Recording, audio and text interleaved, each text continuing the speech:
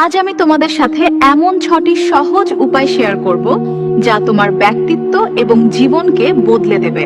সংসার, সমাজ আর চারপাশের মানুষের ভিড়ে একজন নারী হিসেবে নিজের অস্তিত্ব টিকিয়ে রাখা খুব সহজ কাজ নয়। আমরা অনেকেই মনে করি সবার কথা মেনে চলা বা সব সময় চুপ থাকাই হয়তো ভালো মানুষের লক্ষণ। কিন্তু বাস্তবতা হলো, তুমি যদি নিজের মূল্য না বোঝো তবে পৃথিবী তোমাকে সস্তা মনে করবে।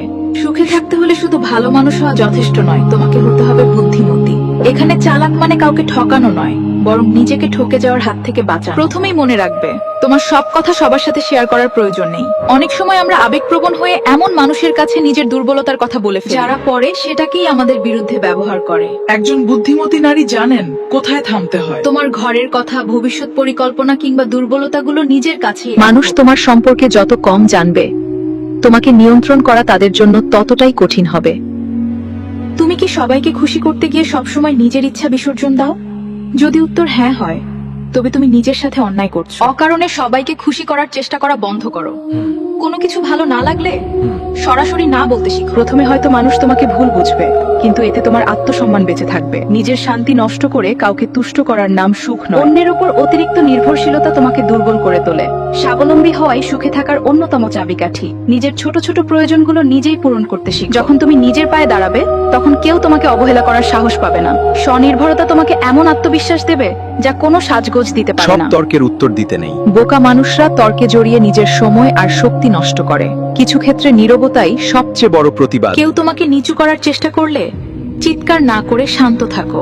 তোমার ধৈর্য আর ব্যক্তিত্বই বলে দেবে তুমি কতটা উন্নত। সব যুদ্ধ শব্দ দিয়ে জেতা যায় না, কিছু যুদ্ধ নীরবতা দিয়েও জিততে হয়। আমরা নারীরা সবার যত্ন নিতে নিতে নিজেদের কথাই ভুলে যাই। মনে রাখবে, তুমি নিজে ভালো না থাকলে কাউকেই ভালো রাখতে পারবে না। প্রতিদিন নিজের জন্য অন্তত কিছুটা সময় রাখো।